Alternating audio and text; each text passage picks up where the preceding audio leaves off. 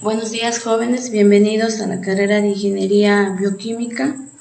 Mi nombre es Doribel Jiménez Guillén, soy ingeniera bioquímica en alimentos.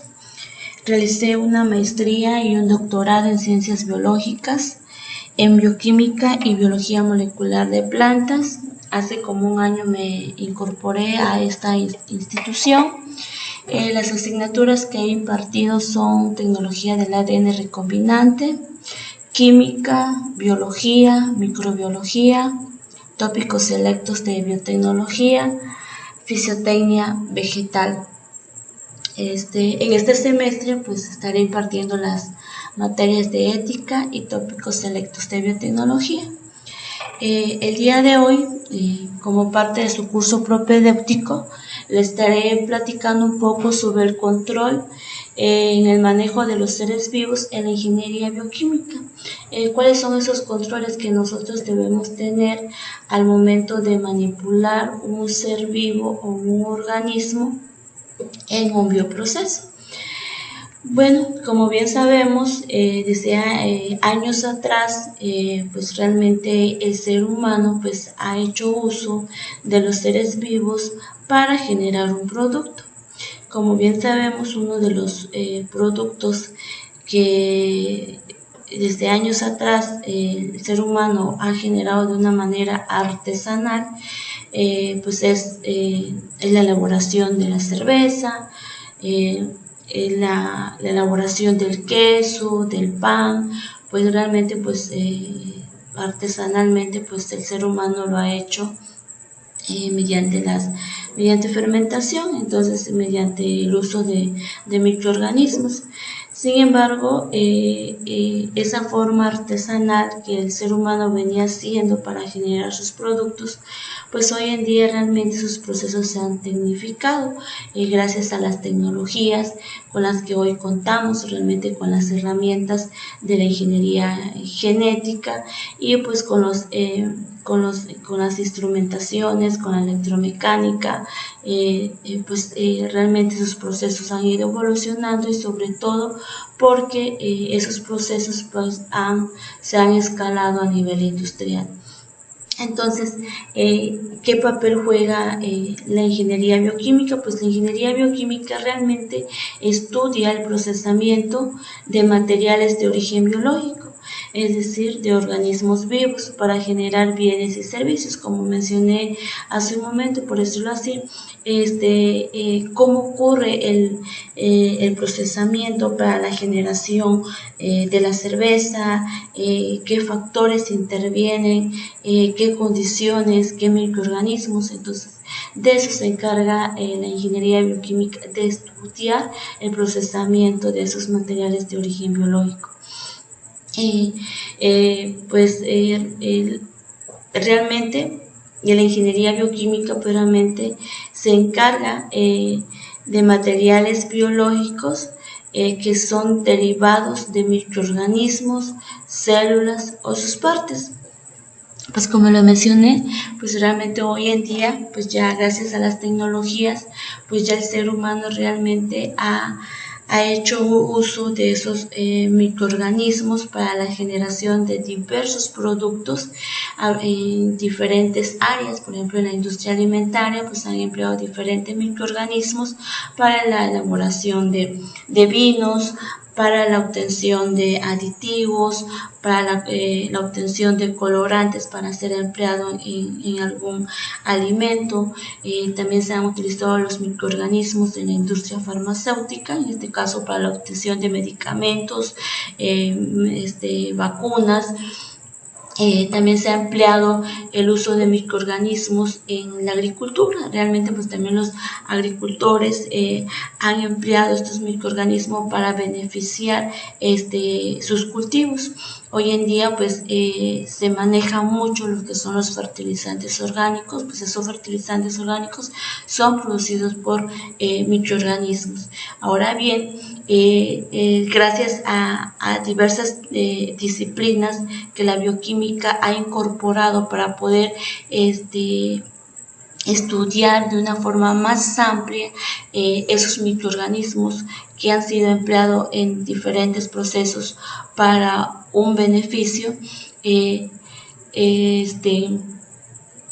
Ha empleado esas disciplinas para en conjunto poder determinar las características, su estructura, su metabolismo, su función y sobre todo para poderlas manipular a nivel laboratorio y para poder manipular esos microorganismos a nivel industrial. Ahora bien, ¿cuáles son esos microorganismos que hoy en día pues realmente el hombre o el ser humano ha aprovechado para beneficios propios? En realidad esos microorganismos a los diversos estudios que se han generado de años atrás, estos microorganismos se han clasificado como efectivos. Realmente no son dañinos, no son microorganismos patógenos. Los patógenos pues son aquellos que pueden afectar al ser humano.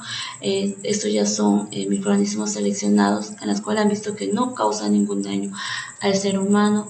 No son microorganismos genéticamente modificados por el hombre, ni son sintetizados, ¿no? Químicamente sintetizados, ni tampoco es una medicina, ¿no? Estos microorganismos pues realmente se encuentran en el medio ambiente, realmente se pueden encontrar en el agua, en la tierra, en mares, incluso pues en la leche. Los grupos que conforman estos microorganismos efectivos son clasificados en tres géneros. El primer género son clasificadas como bacterias ácido-lácticas. Pues bien, estas bacterias pues han sido aisladas de las leches y estas bacterias conocidas como lactobacillus pues también ayudan en la elaboración del queso, del yogur, entre otros productos. Estos microorganismos ácidos lácticos hoy en día algunos de ellos son considerados como probióticos. Realmente pues ayuda en la flora intestinal, pues realmente beneficiándonos a nosotros como el ser humano.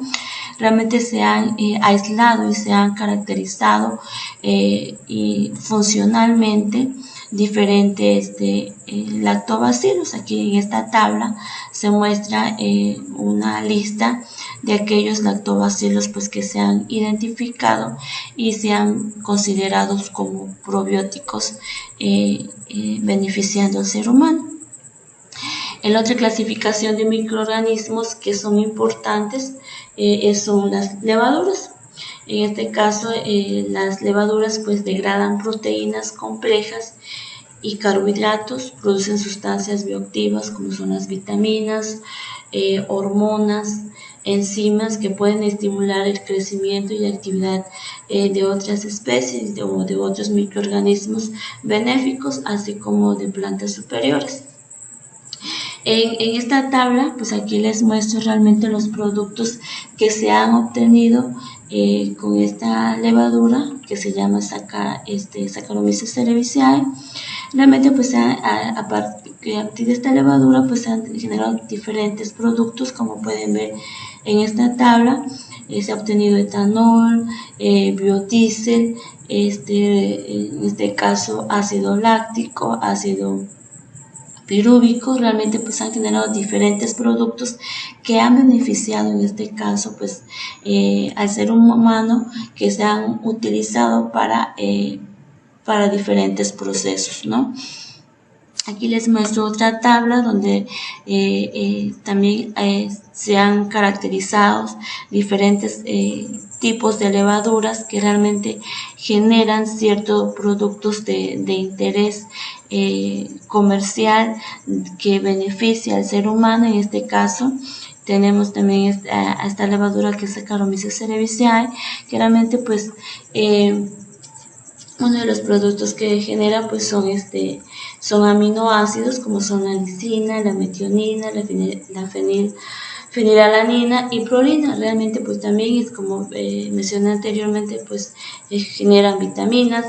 También hay otras levaduras que generan enzimas, que esas enzimas pues son utilizadas ya sea en la industria alimentaria, en la industria farmacéutica, en la industria cosmética. Realmente hay un sinnúmero de aplicaciones del uso de estos microorganismos. Otros tipos de microorganismos que han sido empleados también y se ha aprovechado mucho son las bacterias fototróficas, que realmente son bacterias que proporcionan oxígenos. Estos microorganismos eficaces secretan sustancias benéficas tales como vitaminas, ácidos orgánicos, minerales y antioxidantes. Son capaces de utilizar sustratos muy diversos y de producir materiales de alto valor añadido como bioplástico y ciertas proteínas de interés comercial. Además, estas bacterias fotosintéticas ayudan en este caso a las plantas, ya que realizan la fotosíntesis sin la necesidad de la luz solar. Entonces, realmente estas bacterias ayudan a proporcionarles nutrientes a las plantas, como son los carbohidratos, y pues estas bacterias pues realmente completan, digámoslo así, la fotosíntesis de una planta pues las 24 horas, ya que como bien sabemos, las plantas pues realizan la fotosíntesis durante el día gracias a la luz solar. Sin embargo, pues estas bacterias no requieren de la luz solar para realizar la fotosíntesis, y pues de esta manera pues también ayudan a las plantas en proporcionarles ciertos nutrientes.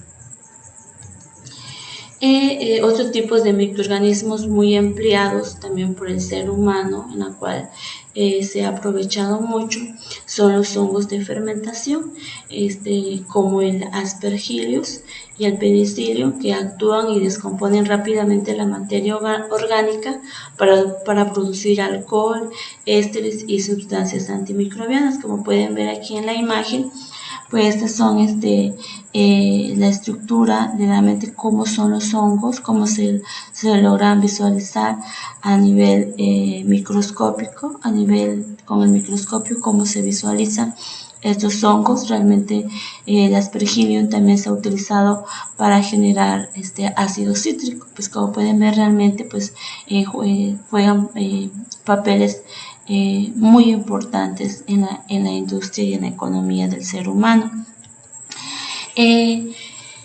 Aparte de esos hongos, pues también se han caracterizado y se han aislado otros tipos de hongos que también pues se ha visto que son utilizados pues en la industria farmacéutica para la obtención de antibióticos, como son aquí en la tabla pueden ver, aquí tenemos este hongo que es Penicillium, que realmente pues se ha utilizado mucho en la industria farmacéutica para generar penicilina, y todos ellos pues se han utilizado pues en la industria farmacéutica para la obtención de antibióticos.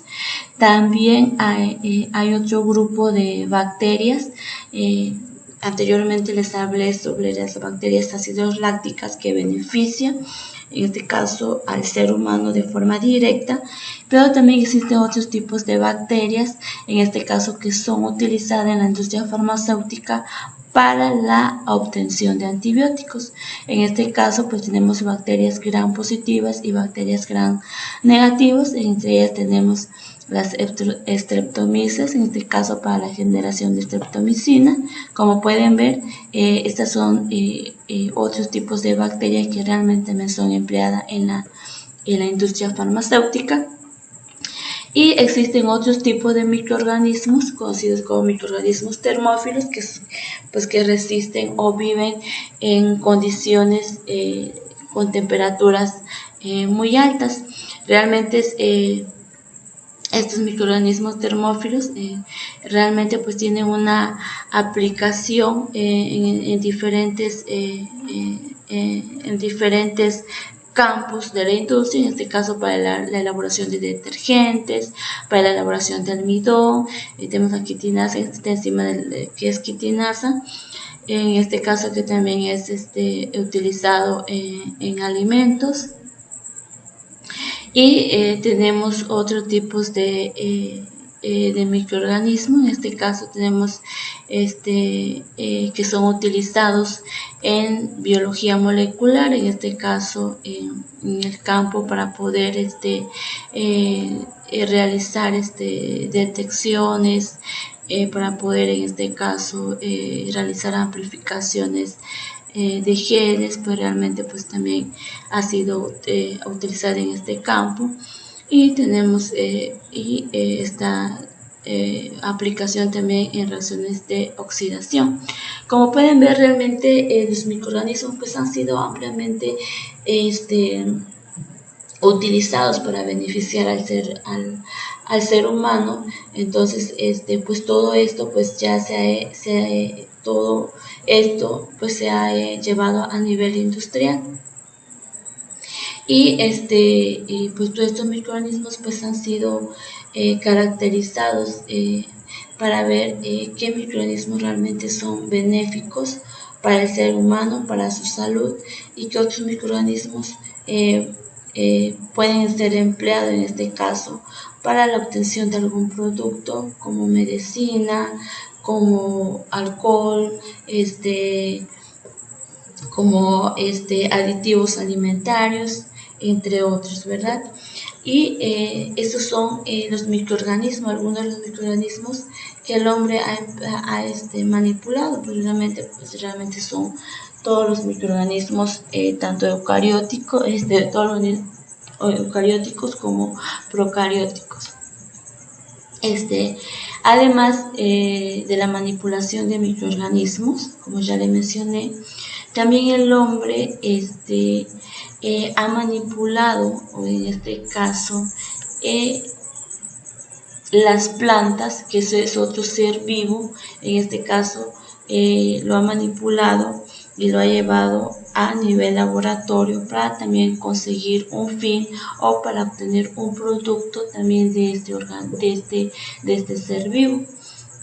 Pues gracias a la ingeniería genética y al cultivo de tejido vegetal, pues el ser humano ha logrado manipular las plantas mediante cultivo de tejido in vitro, en este caso para la obtención también de metabolitos secundarios. Pues ya ves que muchos de los metabolitos secundarios que se encuentran en las plantas pues son empleados en industrias alimentarias, para, en este caso, como colorantes, como aditivos. También ha sido empleado en la industria farmacéuticas, en la industria de cosméticos, realmente en este caso como pintura. Y realmente también el hombre ha sacado mucho provecho de este ser vivo. Además lo ha manipulado para propagación clonal de especies en peligro de extinción, para especies de interés comercial, para la obtención de variantes homoclonales, obtención de semillas artificiales y para la crioservación del germoplasma. Pues todo lo que les he mencionado, la obtención de vacunas, medicamentos, cervezas, vinos, aditivos, todo lo que les mencioné anteriormente, pues realmente son procesos biotecnológicos. Entonces, para que quede más claro qué son los procesos biotecnológicos, pues es cualquier operación a gran escala que involucre la transformación en un producto de cualquier materia prima, biológica o no biológica, mediante la acción de microorganismos, cultivo de células animales o vegetales, o por materiales derivados de los mismos, como las enzimas y los organelos. Se denominan procesos biotecnológicos, o de manera abreviada bioprocesos. Entonces, un bioproceso es la obtención de un producto a partir de seres vivos. Aquí les muestro un esquema de la obtención de una vacuna.